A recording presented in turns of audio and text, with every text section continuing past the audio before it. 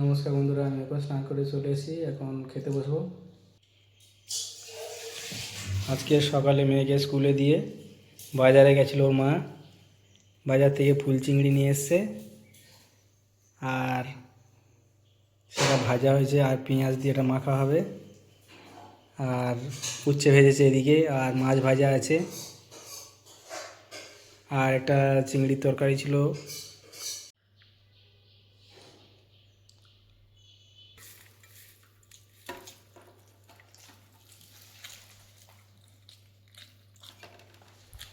এত দিও না, দেখবে খাবো।